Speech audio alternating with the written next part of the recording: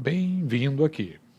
Hoje seguimos com os nossos vídeos sobre análise de papéis, fazendo então um balanço e uma avaliação dos resultados do terceiro trimestre de 2021 do Banco do Brasil.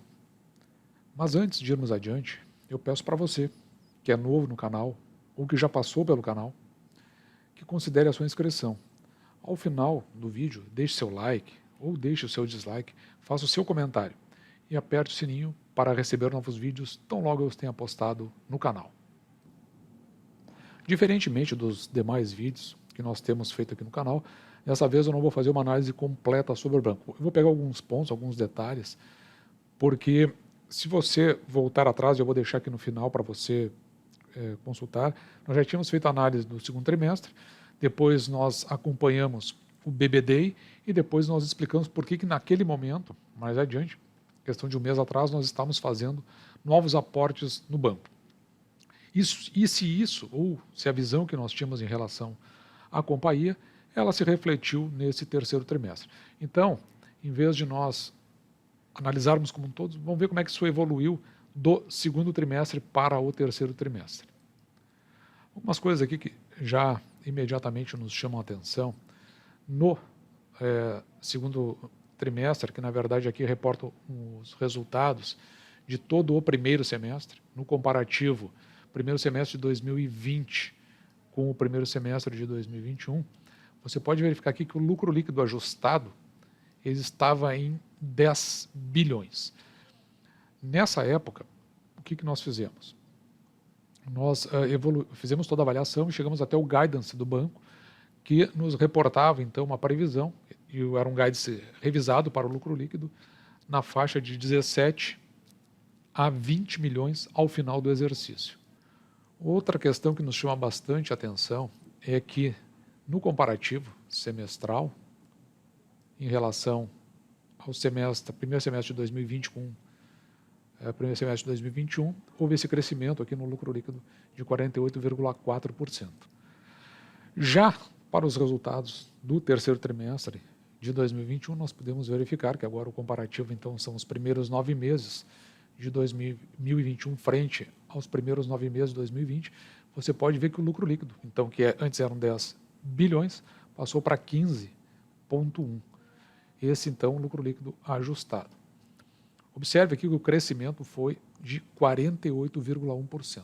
Só para que a gente mantenha aqui os comparativos, deixa eu mostrar para você como é que foi no primeiro semestre. Era 48,4, agora 48,1. É uma queda muito suave, muito sensível, mas que na verdade reflete o crescimento do banco e o quanto ele se manteve ao longo desses 9 meses do ano. Ou seja, não foi um resultado pontual. Voltando para o primeiro semestre de 2021, no comparativo com o primeiro semestre de 2020, observe aqui, neste quadro que eu marquei em vermelho, na carteira de crédito. Você pode verificar que a carteira de crédito estava em 766 bilhões.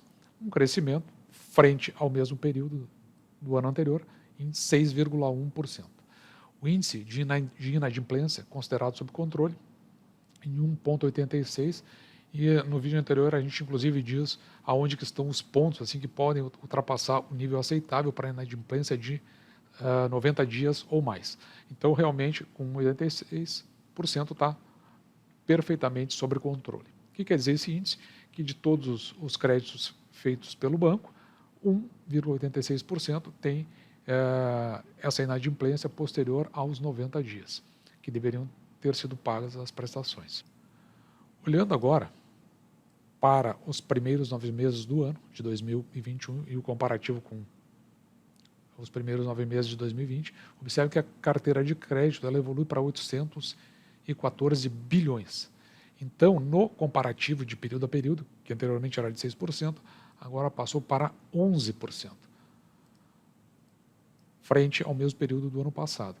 Já a inadimplência, o índice de inadimplência, de 90 dias para cima, então conforme eu já tinha explicado anteriormente, ele teve uma redução, ele era 1,86%, como nós vimos, e agora ele reduziu para 1,82%, mais ou menos dentro dos mesmos parâmetros.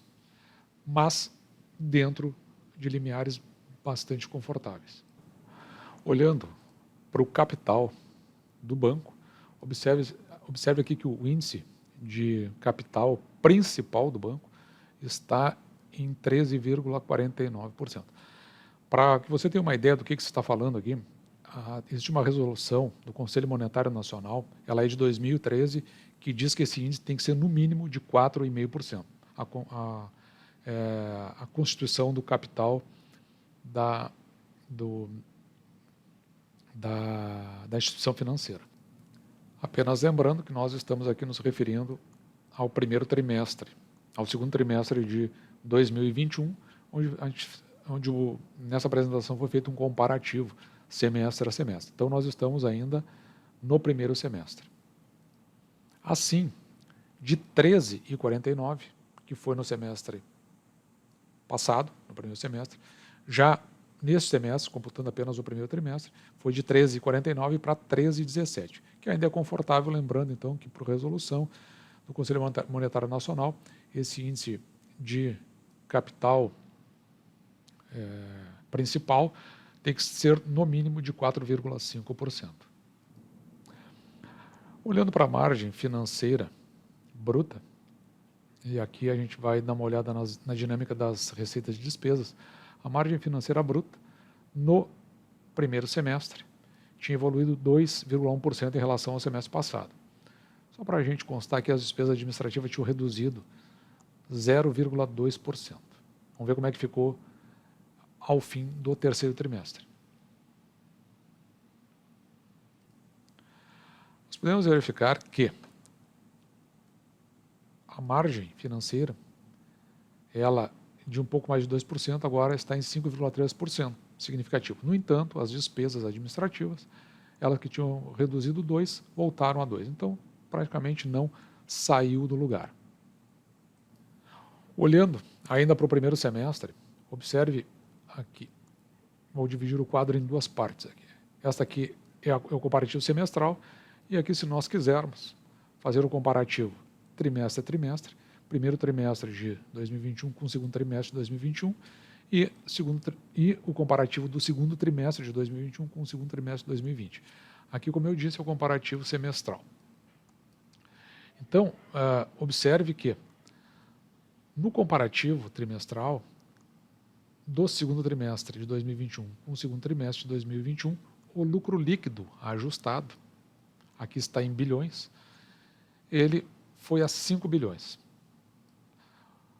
Um crescimento de 52%, semestre a semestre, trimestre a trimestre, 2021-2022. Se nós compararmos com o trimestre anterior, teve um crescimento de 2,6%. Já no crescimento semestral, foi de 48,4%, conforme a gente já tinha mostrado no quadro anterior, indo a 14,9 bilhões, perto de 15 bilhões.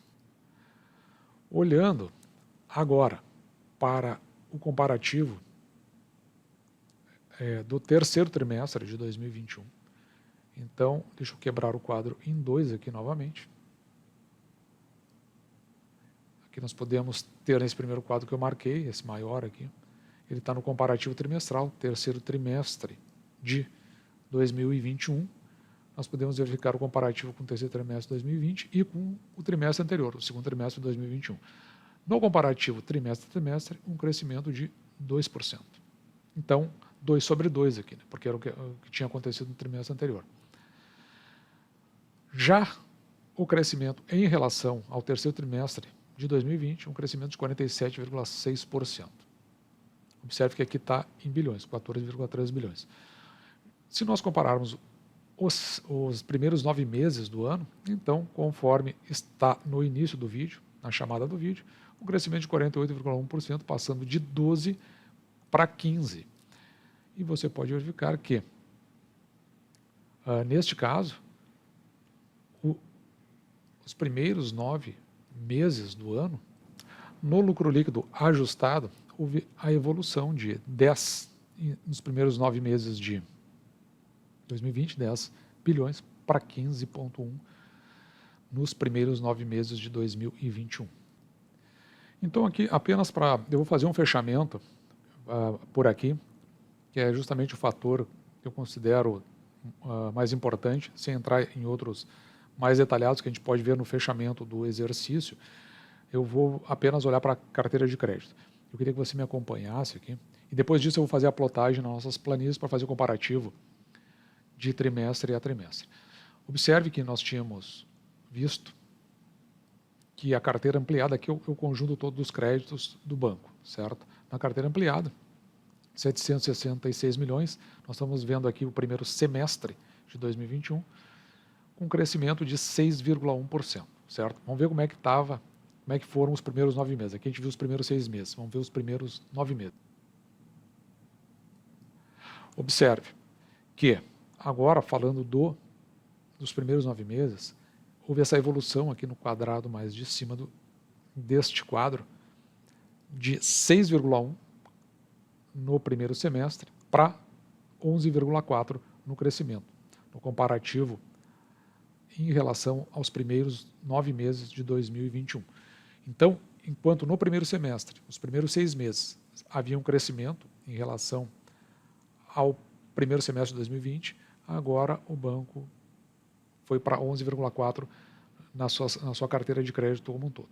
E conforme nós também havíamos visto, observe aqui no primeiro semestre, estava em 766 bilhões, o total dos créditos que foram concedidos, e agora 814.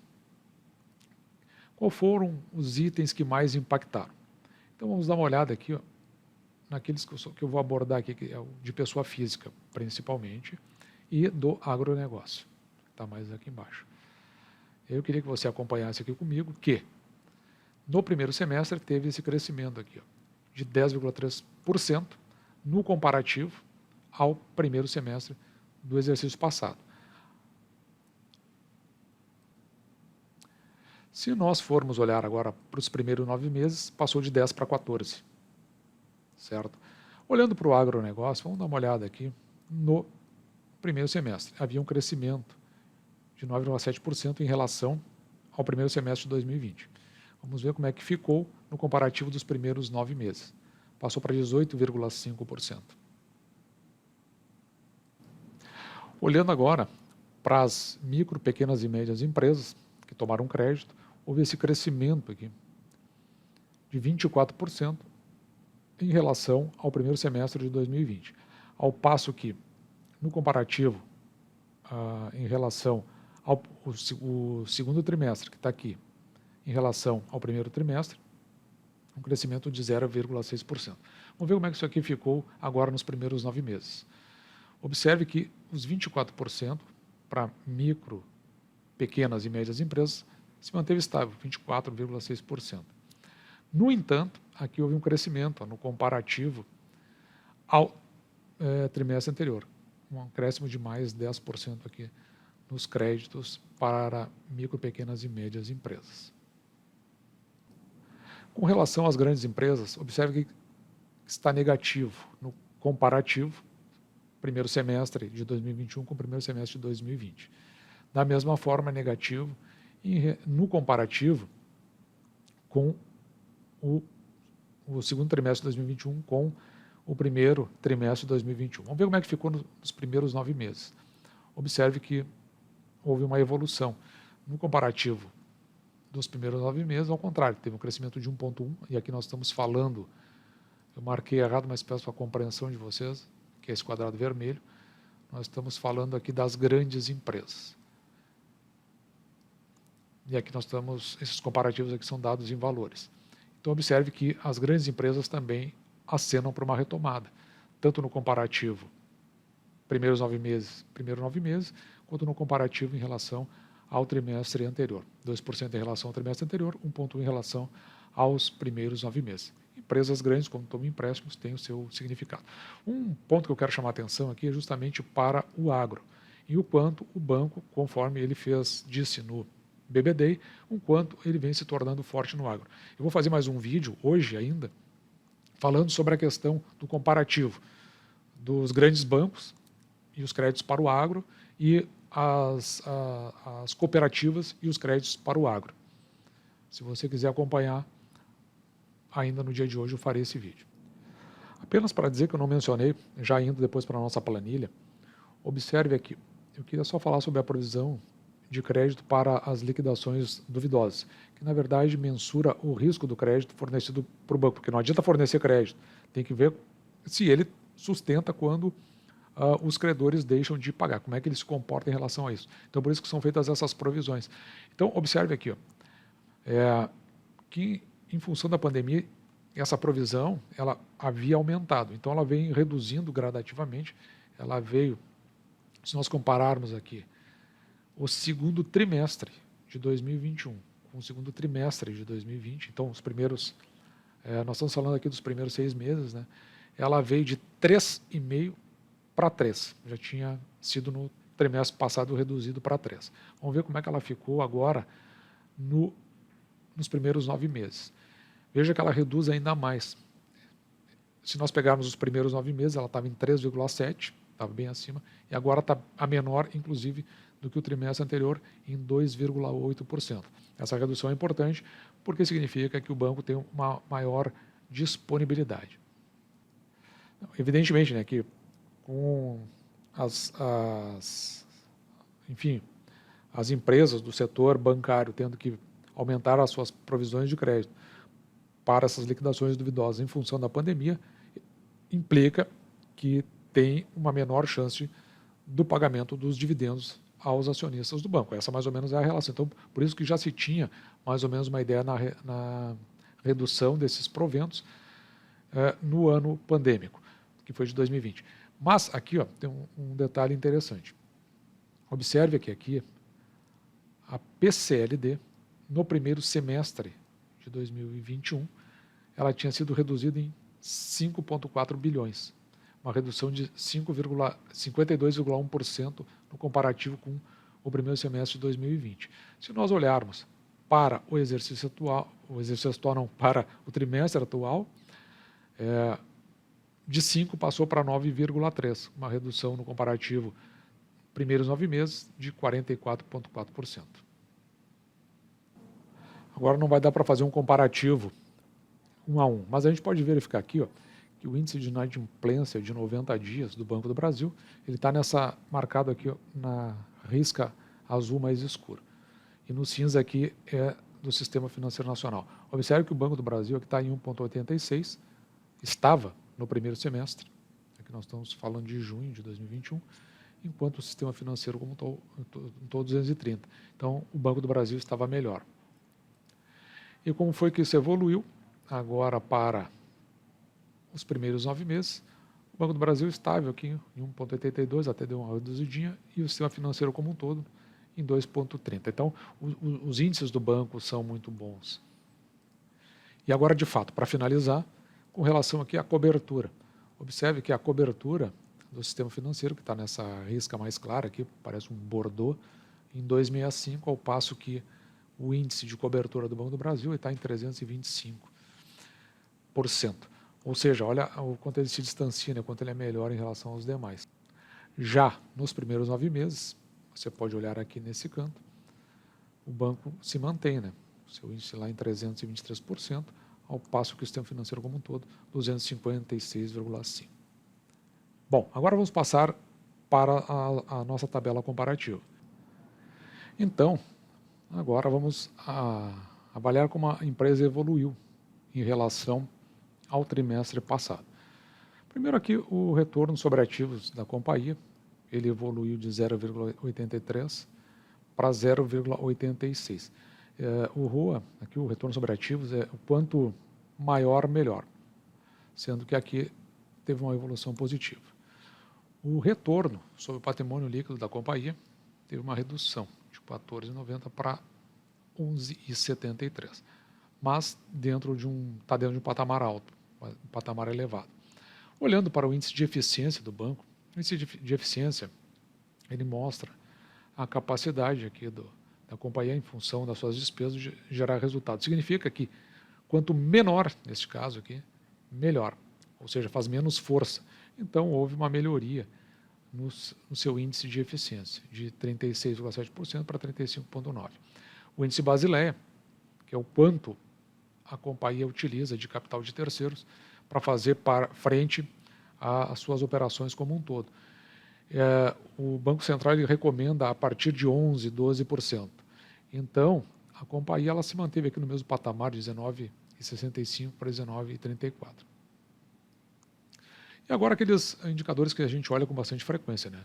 O preço da ação em relação ao lucro por ação. Ou seja, se você comprar a ação, ele vai dizer em quanto tempo esse valor vai retornar. Observe que aqui passou de 5,66, aproximadamente 5 anos e meio, para um pouco menos aqui. Talvez aqui 5 anos e 4 meses aproximadamente. O preço da ação sobre o valor patrimonial da ação, que também esse aqui é um indicador bastante interessante que a gente utiliza aqui no canal.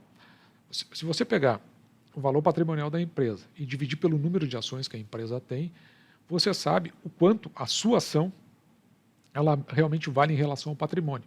Se você pegar o preço da ação que está sendo cotado nesse momento e dividir por esse valor, que é o valor patrimonial por ação, e ele der um resultado menor do que 1, significa que a empresa está subavaliada. Então o mercado subavalia. Se subavaliou em junho de 2021, ou seja, no trimestre passado, e subavalia agora.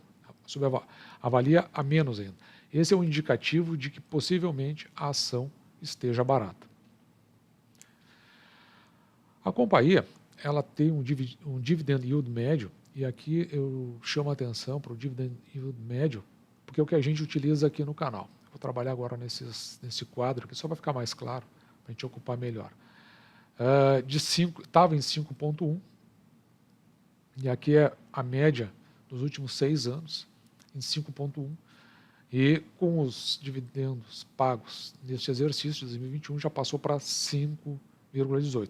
Mas aí você vai me perguntar, sim, mas a gente não é a métrica do canal buscar um dividend yield no mínimo de 6%? Eu digo sim, é verdade. O que a gente considera, neste caso aqui, é uma média, né? Média dos últimos 5, 6 anos. Então,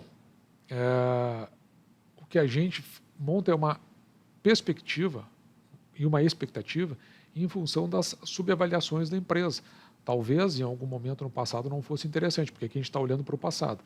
Mas a partir da ação estar cotada a um valor mais baixo, bom, isso pode nos representar algo, ou um ponto de entrada na ação. Observe aqui que o payout médio da companhia é o percentual que ela se utiliza do seu lucro líquido para pagar aos acionistas, continuou mesmo, se manteve nos 40%. Mas eu quero mostrar para você, antes disso, como é que ficou a nossa tabela para acompanhamento das ações que nós estamos adquirindo aqui no canal. O objetivo de nós voltarmos aqui nessa tabela é porque, observe que nós sempre calculamos os preços tetos para o último ano, a média composta, aqui nesse caso, dos últimos 4 anos, a média dos últimos 4 anos e a média composta dos últimos 4 anos. Isso aqui nos dá 3 preços tetos diferentes e nós trabalhamos com a média deles em 26% e 31%, justamente porque esses 26% e 31%, né?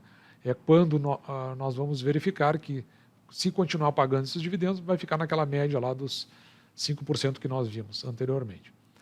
O que acontece aqui? Nós tínhamos uma estimativa de lucro líquido inicial de 16,9, 17 bilhões, tá? O que acontece? Com os resultados que foram apresentados, essa estimativa ela foi corrigida aqui para, no mínimo, 18,5. Depois eu vou mostrar o guidance da companhia. E por que a gente chegou nesses valores aqui. Com isso, muda, principalmente, o dividendo da companhia a ser pago no exercício, que antes a gente tinha uma estimativa de 2,35, passou para 2,59 agora. Mas de onde vem esses 18 bilhões e 500 aqui? Eu já vou mostrar para você. Vem dessas revisões de projeções, que é o guidance da companhia. Então observe que anteriormente estava entre 17 e 20 bilhões. E nós estávamos cotados pelo valor a menor. E agora ela revisou para 19 a 21 bilhões. Ou seja, como ela está em 15 nos primeiros 9 meses, ela pode estimar, principalmente com a vinda da época natalina, entre 5 e 6, né? A partir desses 15 bilhões. Então, ela estima o seu menor a 19 bilhões no final do exercício. Isso aqui nós estamos falando do lucro líquido ajustado da companhia. Portanto, é razoável que a gente faça essa correção para aproximadamente 18 bilhões e meio, que está ainda abaixo, é extremamente conservadora essa estimativa. Como nós temos aqui um lucro líquido nada, um payout de 40%, então nós tiramos desses 18 bilhões 40% a ser pago em proventos, segundo o histórico da companhia, e dividimos esse valor pelo número de ações, 2 bilhões e 800 aproximadamente. Isso significa que nós temos uma expectativa de R$ 2,59 por ação. Agora vamos voltar para a nossa planilha. Daí então, a fazer todo sentido, nós projetarmos aqui, no preço teto projetado, esse que está aqui, em 2,59, certo? Então ele evoluiu de 2,37 para 2,39. Basta pegar esse valor projetado, dividir ele por 6%, então o nosso preço teto agora ficou alterado para R$ 43,19, quando antes era de R$ 39,55. Se nós considerarmos os proventos pagos pelo banco, na média aqui dos últimos 3 anos, lá eu fiz pela média dos 4, tá? Então aqui eu trouxe para a média dos 3, 1,84, mantido, não teve alteração. Neste caso, o preço teto estaria em R$ 30,80. Então, entre R$ 30,80, você pode agora ter um parâmetro de comparação para a sua entrada ou não na ação. Vamos ver como é que a ação está cotada nesse momento. Eu vou marcar para você aqui a cotação do Banco do Brasil. Eu botei 2 linhas porque está no fracionado, né? Fracionário também você pode comprar menos do que o lote de 100 ações. Então, observe que a ação está cotada nesse exato momento da gravação do vídeo a R$ 29,74. Sinaliza, a meu modo de ver, uma boa entrada diante de todos os números que nós verificamos. E para não dizer que não falei de flores, porque eu vou deixar para você aqui 2 vídeos anteriores, um, por que eu não estava investindo em AES Brasil, e outro, por que eu estava investindo em Banco do Brasil, porque são coisas inexplicáveis. Enquanto o Banco do Brasil tem esses resultados, com lucro, como você viu, e com indicadores interessantes, a AES Brasil, que fechou os primeiros 9 meses, aliás, este último trimestre, o terceiro trimestre, com prejuízo, ainda teve o follow-on da companhia, que fez reduzir a participação acionária, ou seja, teve uma diluição de quem possui a ação ela continua aqui dentro de parâmetros que não desce. Então, eu peço para que você acompanhe esses vídeos. Por que eu estou investindo em Banco do Brasil e por que eu não estou investindo em AES Brasil. Esse foi, portanto, o nosso vídeo de hoje. Eu realmente espero que você tenha gostado. Se você é novo no canal, se você já passou pelo canal, eu peço que você considere a sua inscrição. Diante do que foi apresentado, deixe seu like, ou se você não gostou, também deixe o seu dislike, faça o seu comentário. E aperte o sininho para receber novos vídeos assim que eu os tenha postado no canal. Um grande abraço.